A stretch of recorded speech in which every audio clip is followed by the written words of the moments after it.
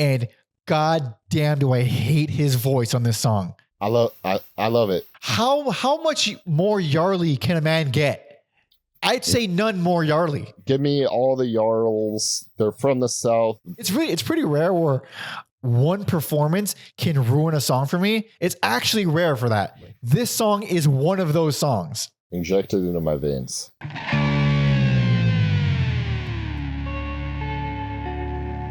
Welcome to Every Album Ever with Mike and Alex, the podcast where we listen to every single album in the world, one artist at a time. That's a whole discography per episode. My name is Michael Mansour, and I'm joined, as always, by my vested co-host, Alexander Volts. Say hello. Hello. This denim vest is kind of like how Nicolas Cage's snakeskin jacket is to him in Wild at Heart for Wild at Heart fans.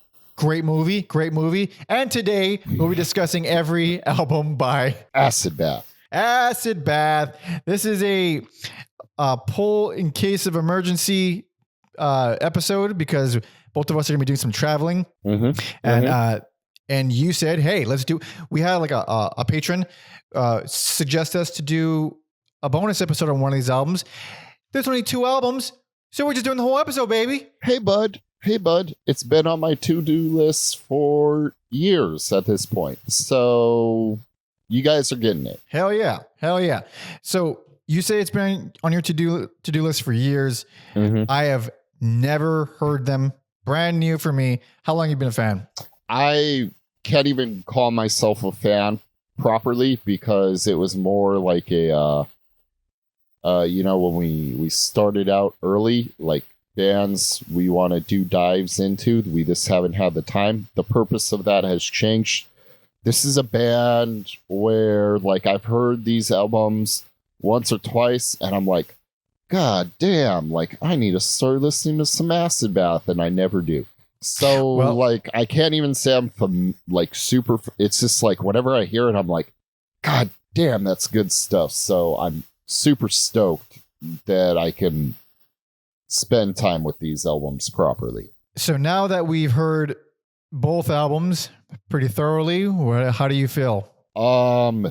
Two different albums. I'm assuming we're not doing a best or worst least favorite because it'd be kind of silly. Yeah, we could just do whichever one we prefer. It'll be when it comes up. It'll be very obvious. Yeah. Oh man, it might be hard for me, but they're kind of they're different. But man, what a fucking great unique band. Man, this was interesting for me because I came in excited, was a little bit like, all right. By the end of the whole thing, I thought, you know what? Maybe it's just not really my band. I like things that they do. I'm a huge fan of sludge stuff. I'm a big fan of like a lot of things that they do here. Went back second time around, felt way more positively, really, really into some stuff, really not into some stuff. And it's pretty easy to get it out of the way now. The thing that I'm not into, and boy, am I not into, you know this, Alex, the vocals. Oh, buddy. So yeah, I'm going to guess you don't like the second album. But man, I dig it. So we got vocalist Dax Riggs, which is a fucking action figure of a name. Hell yeah, it is. Something very interesting about names like this, because I know I talked to Tom, our history guy, who should all go support and follow. We got some notes, some brief notes from him that he put together for us whilst in Thailand right now. He's in Thailand doing busy things, and he still finds time to put notes together for us. So thank you. Go support him. Muay Thai things. I like how he's like, I'm going to Thailand, and you and me are like, Florida and Minnesota, I guess. Yeah, we're going a little domestic. All right, we're going domestic. There's nice things in Florida and Minnesota, but it's not Thailand. I mean, that's fucking brutal. But I would like to go to Thailand someday though. But yeah, he was talking about his history with the band. He goes back with them pretty far, and he's always a fan of the vocals and of Dax Riggs specifically. He put out some solo albums in like 2007 and 2010, I think. I think if I'm not misremembering, I think he's the reason why they haven't reunited, because he doesn't want to reunite. They say it's the bass player, but it's really Oh, his. maybe I'm misremembering or getting. I remember hearing that he wasn't into the idea when they were throwing it up, but maybe it was multiple. Yeah, It's possible both are true. yeah, but I thought I was like, okay, I get what he's doing. I like when he does this. I don't like when he does this because he does a lot of different things. And then, man, yeah, that second album, he really does one thing for the most part. He kind of switches gears a little bit on that second album. Yeah, he does. Yeah, he does. Shit. But yeah, we're gonna be talking about both. So they're from around South Louisiana. Sorry, South New Orleans, and from small towns. Yeah, like I don't know what's wrong with me where like sludge metal in New Orleans is like, or Louisiana, wherever, is a perfect gumbo. I know I love it, and I just neglect the fuck out of your Crowbars, your I Hate Gods. Yeah. I don't know why. Yeah, they have associated with them, COC, Down, and Goat Snake. I feel like Down's kind of cheat. Down is still pretty cool, but it's also like cheating a little bit. But okay, that's what you're saying. Tom noted a documentary on YouTube. It's called NOLA, Life, Death, and Heavy Blues from the Bayou. mm-hmm. It was a documentary made by Noisy, and I think it came out in 2014. I haven't watched it yet, but it tackles all those bands. I'm gonna watch the fuck out of that after this. Are you telling me Body Count, the great Body Count, who wrote Voodoo Bitch, as well as I believe one other, is not from there? That's a damn shame and very confusing. But yeah, there's like that whole scene. I'm so unfamiliar with all those bands. I feel like it's time, especially after hearing this. I think it's opened the gates a bit. It's so cool. It's such an interesting part of America where it's part of the South, but it's kind of so unique. And then it's just like, it's known for blues and jazz music. And this have this like gnarly form, like specifically sludge metal. I think there's a reason it's sludge metal.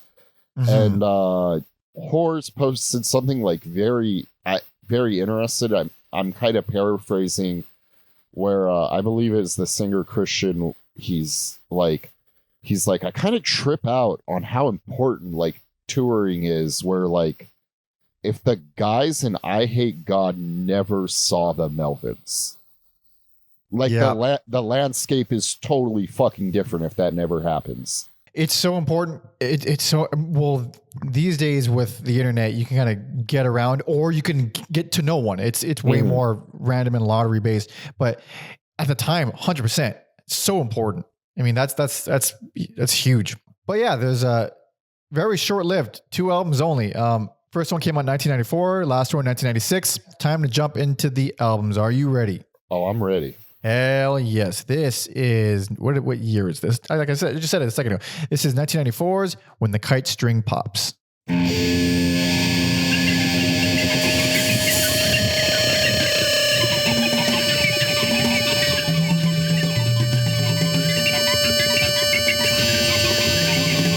Did you see who produced this, Mike? Who produced this? I know one name. Oh, yes, I do know who produced this. We will talk about that. This shit right here speaks to my soul. This fucking rules. The fact that this speaks to my soul is why I've spent so much time in therapy, I think. Hey, well, at least there's something for that. Yes. God damn, this rules.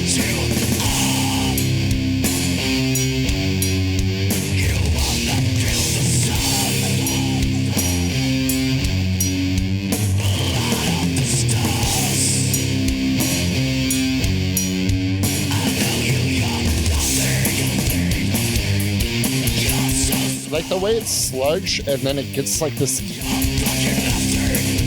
That's something that feels very like unique to Louisiana to me. That's what I wasn't expecting. I was expecting straight sludge, but there was this what we're hearing of this kind of sludge is actually not that frequent on the album. It's a lot of everything together.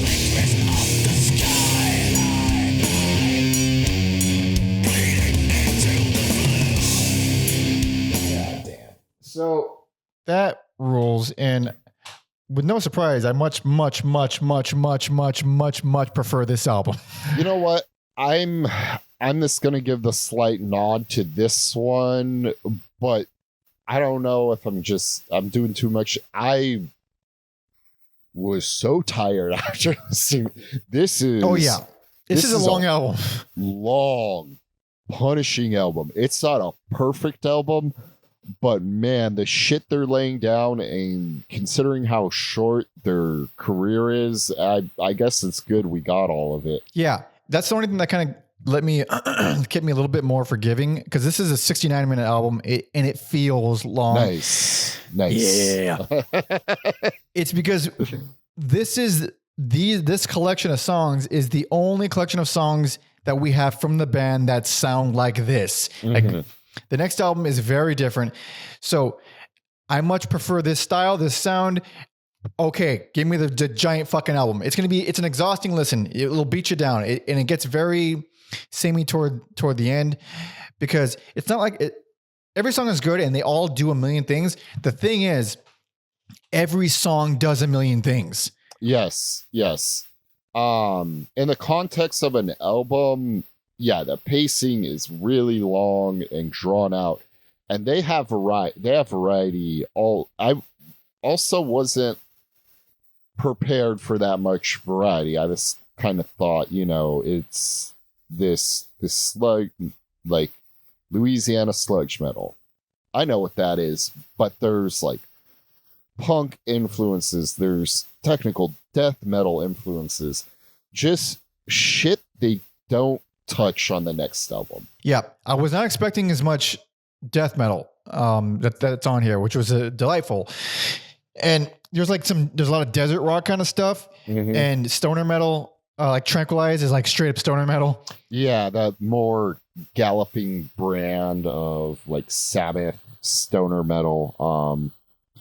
I think it's really like the opening track does a great job of setting the table. Tranquilize is like keeps you engaged.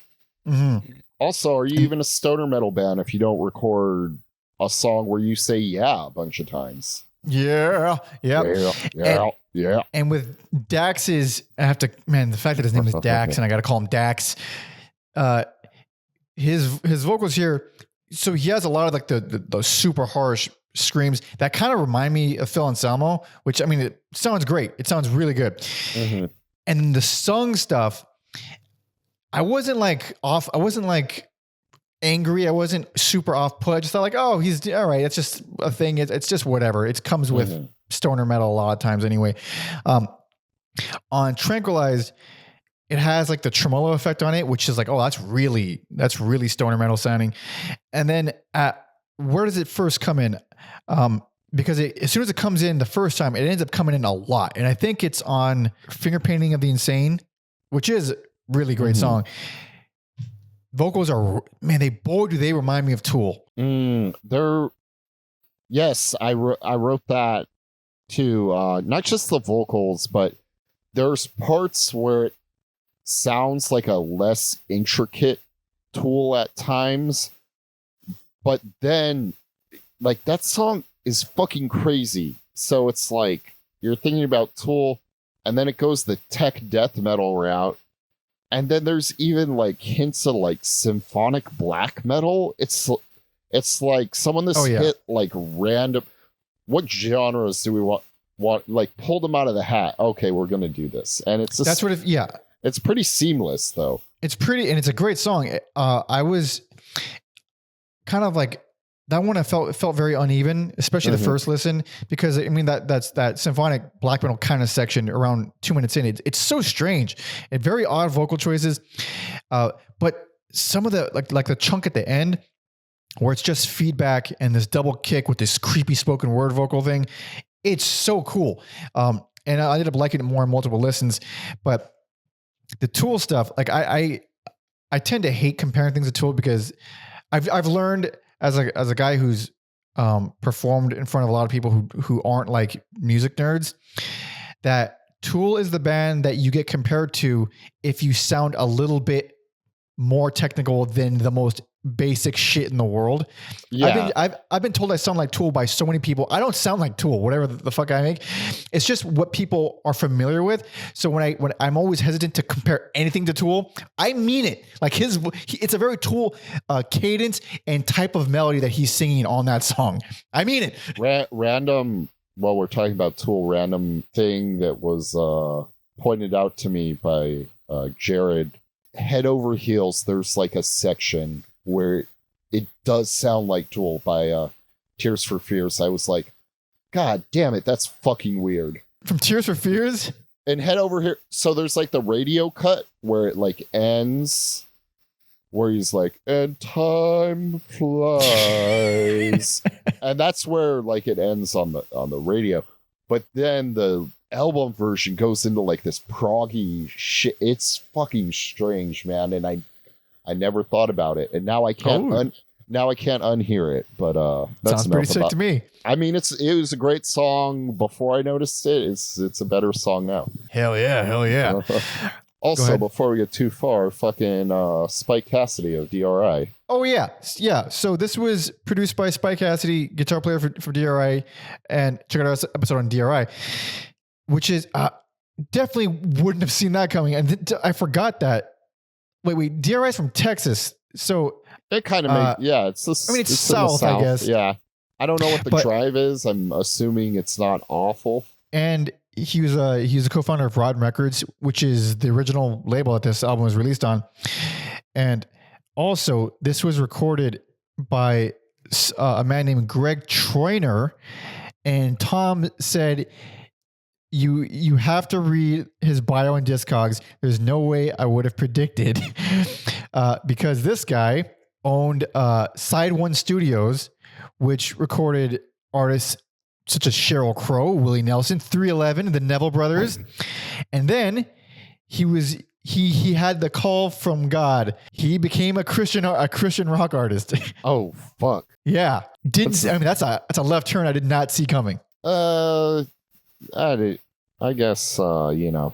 You tell me you go from fucking recording Acid Bath to becoming a Christian rock artist. That's a natural progression. I think I'm just like too like times feel strange right now, and like or like I've been doing deep dives on pro wrestlers, and pro wrestlers are so fucking insane and do the craziest shit that I'm like, all right, I'll buy it. I'll buy it. I'll buy it. Yeah, there's some wacky stuff for sure. But so some more variety. We have track 3 is Cheap Vodka, which is definitely sleazy, which is perfect for a name like Cheap Vodka. It's fast, it's gnarly, it's super ugly, it's super dirty. And then most punk. Yeah, but then around a minute and a half, it goes into this fucking machine gun drum shit, and it's punishing. It's so goddamn cool. Hell yeah. And then talk about like trailblazers and genre setters. Is that a thing? I don't know. Fucking Jezebel is proto System of a Down. There's no way System of a Down didn't hear that song. Like, it's fucking crazy. But there's another song that has like the death metal stuff. And the drummers just working so hard on that. They're like some of the most impressive drumming there. So cool. Check out episode on System of a Down, by the way. Yeah, it's like high speed murder riffs. Super twisted sounding. High speed murder riffs is a cool descriptor. Yeah, it rules. There's this another very Tool section with it's like a breakdown with this dirty bass and sung vocals, but it still has enough of its own personality to it. Yeah, one of my favorites on the album. It's absolutely rules. And somehow one of the genres we forgot about was like they dip their toes in goth stuff too, and not surprising, Scream of the Butterfly, is it does that. It's got melodic acoustic guitar. I bet I bet the dudes in Opeth love this song. It's very like Opeth type song. You got like the Planet Caravan vocals, and this time I got bored. I'm like, I'm not content calling them Planet Caravan vocals. I'm going to look up what they're called. Say Leslie rotating speaker, or just simply a Leslie. A Leslie. Oh, okay. So in the future, you guys better. I hope you've heard that. I'm just calling it Leslie vocals. Leslie vocals. There we go. Yeah. Yeah, that one. That's kind of where the song vocals started. Like, I started noticing them more. Like, wait a minute, because you would on that song, is he or is he not yarling a little bit on that song? Probably the Leslie's, covering it up a little bit. He might be yarling. Little bit. It wasn't like egregious, but I did notice it. And also, it's also the first time we get any kind of acoustic textures in there, but it's nice. It's like evil gypsy music almost. It's Sir, you're on fire today. Well, high speed murder music, and now evil gypsy. You just killing it. You're killing it. Thank you. Yeah. I don't love the song as a whole, but I do like it as a pacing choice. Like the departure, and I didn't see it coming, and it feels good. What I like a lot more is following that with Dr. Seuss is Dead. Woo. Hell yeah, and it's perfect. It's a perfect. You need to bring me back into the slow, nasty shit after the whimsical goth ballad, if you will. It's also surprised, like when it picks up, it's like a little bit of a dance beat, and then it gets into like that thrash territory. That hi-hat heavy dance beat is fucking great. The sludge sections are fantastic. It's one of my favorites on the album. That one kicks up the momentum in just the perfect way at that point in the album. And it's a sludge metal, so of course there's a song called Dope Fiend. Why would there not be a song about dope? And this is interesting because there's been sludge and death metal, but they felt separate. Here it's kind of like really like slowed down. It's really fucking cool. Yeah, it's slowed down, but there is quite a number of riffs. For sure. Like around 240, there's this really strong section.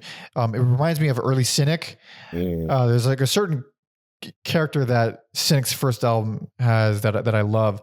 It took me back to that one a little bit. And also, which I find interesting, some of the riffs on here remind me of stuff from the Great Southern Trendkill, which wouldn't come out for another 2 years.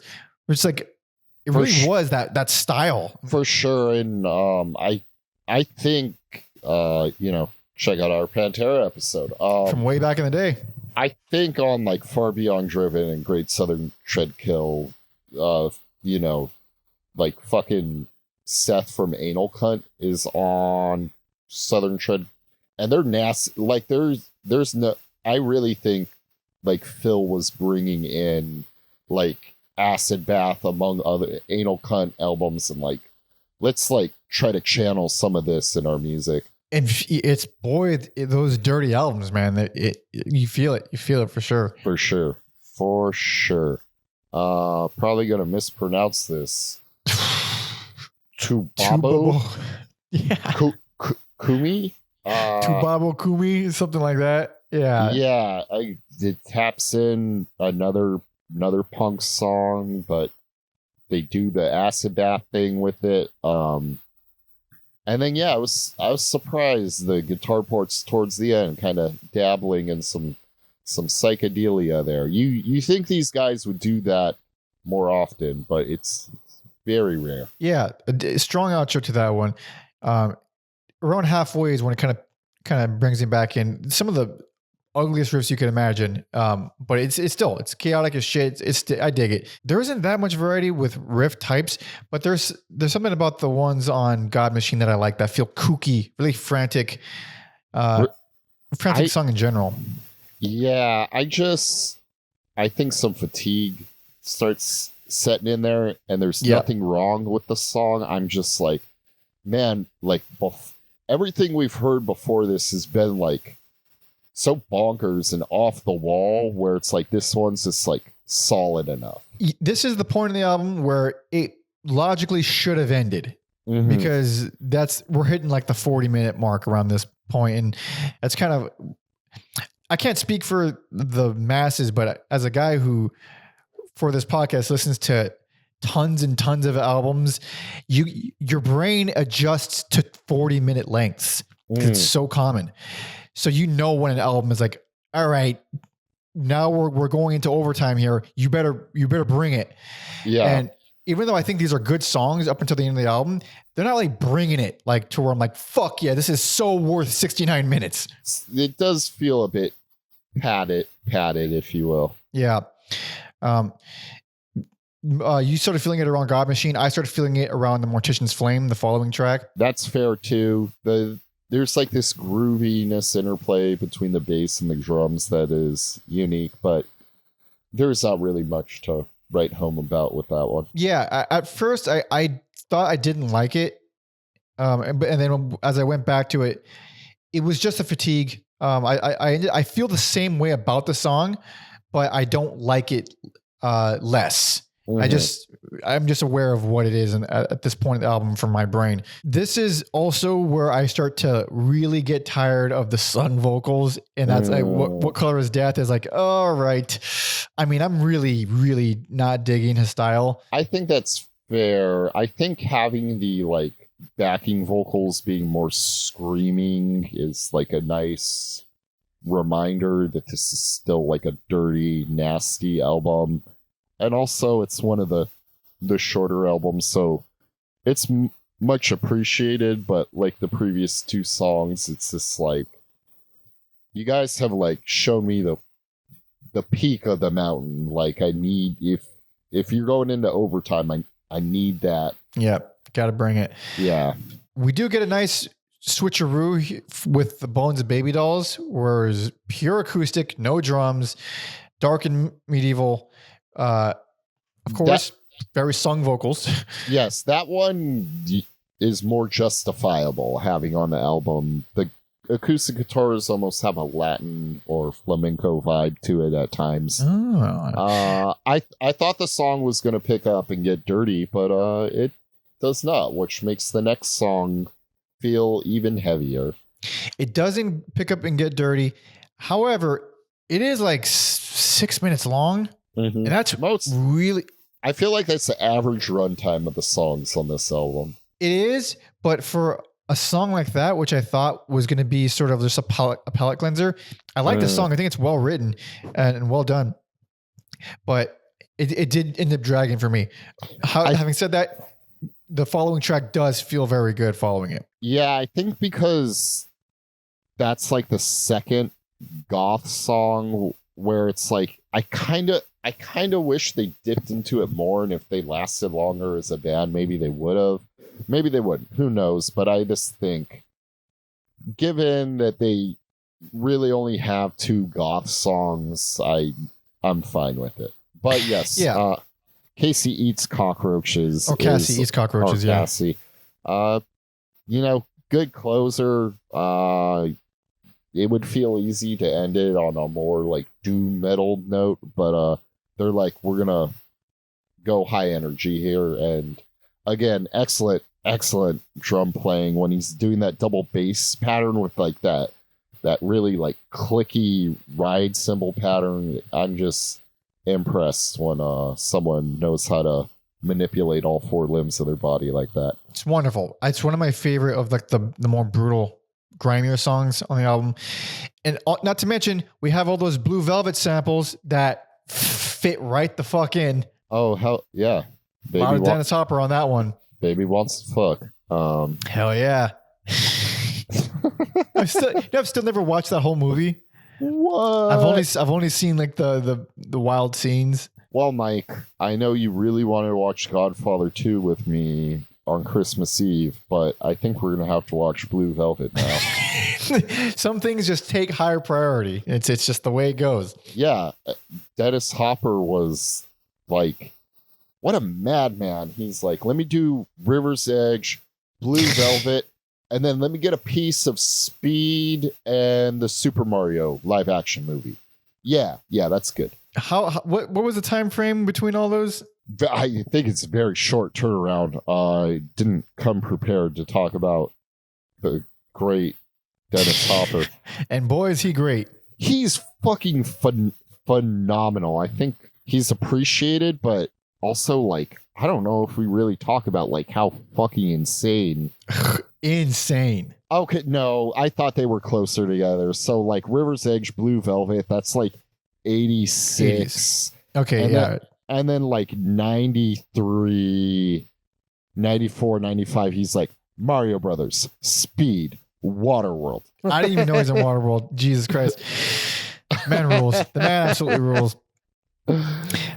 But yeah, I mean, despite the fact that this is a very long album, it kicks so much ass at so many different points. You can't say it didn't absolutely nail what it was trying to do. Absolutely. And like, from an album perspective, sure, it has problems, but using the power of hindsight and living in a world where the band doesn't exist anymore, hey, we'll take what we can get. And also, I found that all the vocal choices that bothered me in the sung stuff, after hearing this next album, they didn't bother me nearly as much on this album.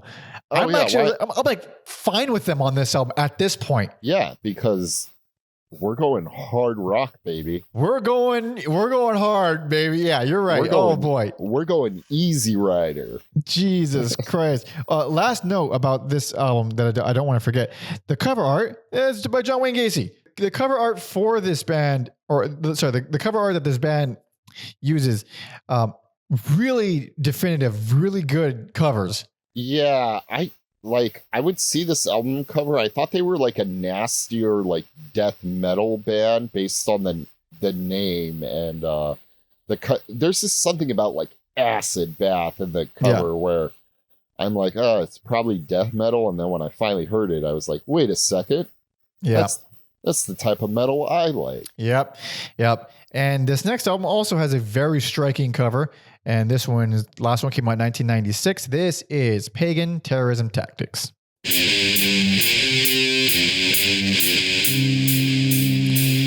sorry, Alex, did you say hard rock? Hell yeah. Oh, all right. He's like Eddie Vedder on this one. Yep. Today.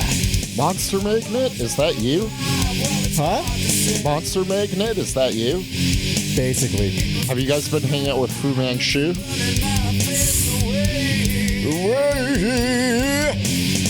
Let me get some more John Garcia in the left, please. Turn up to John Garcia, please. I love this though. This fucking rules. Oh man, I love his screams so much. I agree. So much that I agree. That stuff speaks to me, but this also speaks to the current me wearing a denim vest. You are indeed wearing a denim vest. Also, like, that last album's not fun. This is fucking fun. It has a more metal, like, darker metal name, but this is more fun. It's probably better paced, honestly. Listen, I do think this is a fine album. Mm-hmm. I don't hate this album. This album is just so obviously not for me that I can't listen to it. I would only call 2 songs on this album songs that I think are just not great. And the 2, I would pick Bleed Me an Ocean because it's I feel like it doesn't open that strong for me, but I think it's a fun, I think Paegan Love Song is a good song. Mm-hmm. Bleed Me an Ocean is just, compared to some of the other stuff, it just feels very bland. And the other one is the closer, Dead Girl, which drives me up the fucking wall, and I'll talk about it when we get to it later. But before that, there's still a good amount of variety on this album. Yes, I'm surprised you don't like Bleed Me an Ocean, because I was like, a good chunk of the song, not all of it, but a good chunk of it would kind of fit right at home on a Soundgarden album. Oh yeah. It does get brutal around like the 4:30 mark, but very sparsely. I think speaking to the hard rock nature and the time this was recorded, Grave Flower, those are like very specific 90s like harmonics on the guitars where you don't really hear bands dabble in that sound these days. The drums sound fucking amazing on this album though. That intro and those harmonics on Grave Flower sound so damn good. I absolutely love that. And then really, really satisfying punchy bass comes in, and when the full band comes in, it's very clean, but it's very impactful. Mm-hmm. But to go back to Believe Me in Ocean real quick, I like the latter half of the song quite a bit. It's just the first half. It just takes too long to keep going for me. I don't think it's not even. I don't think it's a bad song. I don't think this is a bad album by any means. Mm-hmm. I just when it shows me a glimpse of the brutal stuff that I love, and then it goes immediately back to the hard rock sung vocal stuff that I'm just not into. It just bums me out. And at that point, I found like much like the first album, I found myself enjoying this a lot more in second listen. Mm-hmm. But the vocal choices are not only are they doing this one specific thing, they're mostly doing this one specific thing now. Yes. Whereas it was kind of like a nice mix of everything on the first album. This is mostly that hard rock style, John Garcia vocal. For sure. And it is a shame because like I love his like screaming voice. Like it sounds like cancer took up singing. I love it and I do miss it, but I think of this, except these is there are two wolves inside me, and they're these albums. Yeah. Well, to go back to Grave Flower real quick. Yeah, there's some really, really cool stuff in there. Like around 3 minutes in, they're getting this sound. I don't know what it is. It's not quite acoustic. It's not quite fully Eastern sounding, but it's really great. The whole section is really great. Lots of like epic Sabbath riffs on that one. It's a good song. With Diab Soleil, whatever the hell. Yes. Comes in with more a little bit more energy, some nasty, ugly riffs, very sludgy stuff. Kind of alternating between the song and scream vocals. That one kind of feels like the best of both worlds. Like, hey, we're gonna take some stuff from the last album and mash it with the hard rock stuff. So good stuff. Man, I was like really taken aback by Locust Spawning because I just thought we were like living in hard rock world. But like that is a brutal chaotic riff for this album. Dude, straight up death metal. It's so great. Like the riff does sound like Locust. It's and like the closing is very like mechanical, industrial sounding. That song, I mean, it's just so much more up my alley than a lot of the songs here. Even the sung sections on there don't bother me so much. Great song. Along with the very, very last track, the bonus poem, Old Skin is this little kind of disturbing interlude, really gnarly imagery spoken through a very subtle pitch shifter. It's pretty morbid. I'm going to dig into these lyrics some other. If I was a great podcaster, I would have done it. But it's just like, what the fuck? Like the opening is, we smoke the toenails and hair of the wise man. And then there's things like very like, I feel like Cedric from the Mars Volta would say something like, she bleeds orgasm in Technicolor. It's just fucking wild. It is shit. A great line though. She bleeds orgasms in Technicolor. That's a great line. I don't know what the fuck it's supposed to mean. Sure, it's gonna invoke something in most people though. Yeah. And then we're back to some acoustic stuff with New Death Sensation. Yes. And another goth one. It starts off acoustic, but then when the band joins in, it gets electric. It's the same riff, but more energized. I'm gonna say it's a highlight on the album for me, and I like that it wasn't. I thought we were just getting a straightforward acoustic song. I like that it turned into something else. I would say that's an easy highlight on the album. Yeah, very good stuff. There's even hints of psychedelic production on there. Really dark, really melodic. It's just super well done. A rough spot for me is definitely Venus Blues. It feels like Venus Blue. All right, yeah. It feels like it's trying to blend this hard rock aesthetic of the album with the dark moodiness of the previous song. And for guys who have masterfully just blended all this bonkers shit, it doesn't exactly work. Yeah, that one, it's my second least favorite vocal performance because, for one, when the distortion section comes in, sounds legitimately off key, which he's not tone deaf or pitch deaf or whatever. It just seems like a strange vocal choice or a strange melodic vocal choice, and it just really doesn't work for me. There's this mean ass riff around 230 that I like quite a bit, and I do like the clean sections, but too many of it doesn't gel with you. Yeah, I appreciate the good on it. I'm not going to say I think it's a fine song, but yeah, there's a lot that rubs me the wrong way on that one. One of my favorite song highlights at the end is 13 Fingers. That I just needed after these weird poems and goth stuff. I needed this sleazy, nasty ripper of a song. Boy, is it a sleazy, nasty ripper. And the Shrieks return on that song, which I'm fucking happy for. Hell yeah. There's this one section around 1:20 where it's really snappy and bass driven. Really reminds me of it, really 90s sounding, but sounds great. And the whole chunk in the final fourth is so great. Yeah, that's one of the better ones here for sure. Yeah. New Corpse, those opening tom drums are interesting. They almost sound like reggae, like roto toms. I thought it was a snare. I'm thinking of this trash can snare. Oh, maybe it's like when you turn off the like metal mesh. It almost sounds like when you turn off the snare. Yeah, it's really crust punk. I mean, that's like the most crust punk thing in ever from this band. Yeah, I'm glad they're.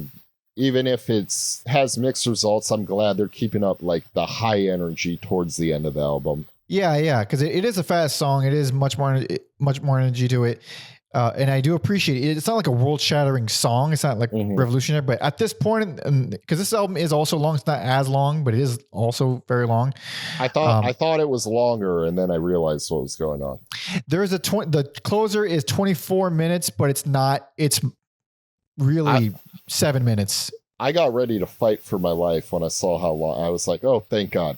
Yeah, I had a feeling. I mean, when you see a 20-minute runtime, it's either something really epic that is obvious or it's a bunch of silence. But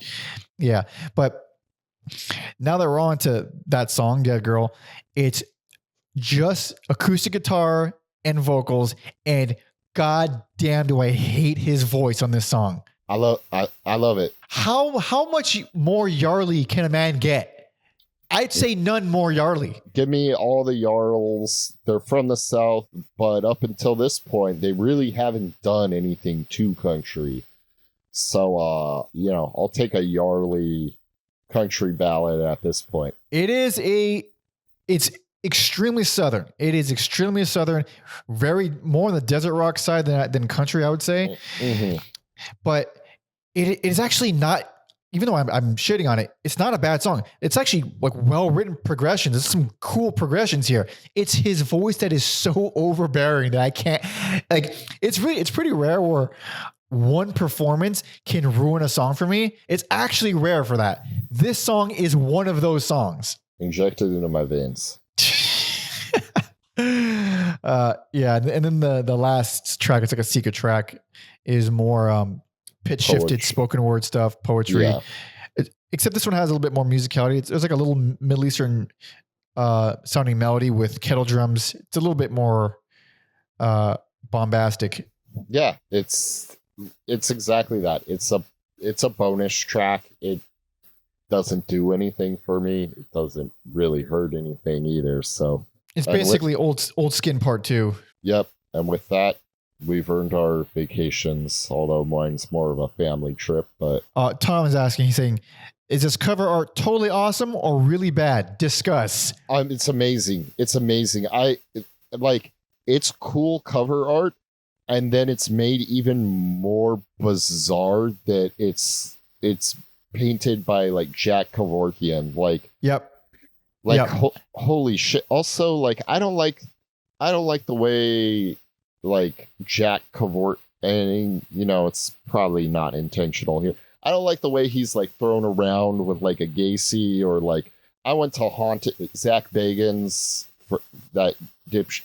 I went to his haunted museum and they have like a Kevorkian part. I'm like, the dude was ending suffering. He's ending suffering. It's crazy that we're still having these conversations in the year of our Lord, 2024. Yeah. So for one, the cover art is spectacular. I can't believe that that he painted that. I mean, it's such a great cover. But also, yeah, the voluntary euthanasia thing. It's like it's controversial for people who can't even fathom the notion of, people are suicidal for a reason. There's like, I mean, as a guy who's struggled a lot with depression, this guy's a hero. This guy's a hero to me. Like, also, like I'm, yeah, it's scary, but we're all gonna get there, and I'm sure if you're 80, 90, 100, if you're dealing with terminal cancer, you're probably tired. You want the relief. I think it's one of the most humane things someone can do. We do it to our dogs who we love. Why not do it to grandma? Sorry, that's probably a really morbid thing to say. I don't do it to my grandma. Some people drag the dogs out, sadly, but yeah. I think if people are at peace, and it's kind of beautiful that you could die at home surrounded by loved ones on your terms. There's no more. You're not in a noisy fucking hospital. I think there's something really peaceful and beautiful about it. Yeah, I do agree with that. I'm a huge proponent of all sorts of death-related things that I find a very positive way to kind of bring that into my life personally. To some, it's you're allowing these people to have their dignity still. Yeah. So you heard it, folks. Kill me when I'm too old. I don't trust some of you. You might pull the trigger too early. I'm gonna work my way into your your advance directive. I'm gonna work my way in there. Yeah. He's gonna pull the plug when no one's looking. No, he was gonna pull through. Why'd you kill him? I'm on the thing. I have the right to do that. That's true. This album was also produced, engineered, and mixed by Keith Falgout, who also did Soylent Green, Crowbar, Necrophagia, Goat Whore. So, the most associated, the most southern sludge metal man ever. It sounds like it. Yeah, definitely. But yeah, an interesting little blip in the history of metal. This band. Yes, often overlooked even by people like myself. And this time, I will continue listening. That brings us to the end of this. Thank you so much for listening and watching and hanging out. Like the video if you liked it. Tell us why we're fucking stupid in the comments. You could do that. You can subscribe and hang out with us longer and be part of our little train that we're doing here. Hey, we did an episode under an hour long. Hey now. No way. Hey no now. way. Finally, it only took the band having just two albums. Because as we learned from Faith No More, if they have 7, it's going to be 3 hours. Jesus Christ. Oh boy. So this is a nice little briefy right here. Yeah, man. So you can follow me on all social media at Panda Monkey and Alex on Instagram at Every Album Alex. And please follow our history guy, Tom Osman, at Tom Osman Sounds on all social media, as well as TomOsmanSounds.com for his music and his podcast, Whatever Comes Next, where he interviews a bunch of awesome DIY musicians. Really interesting conversations.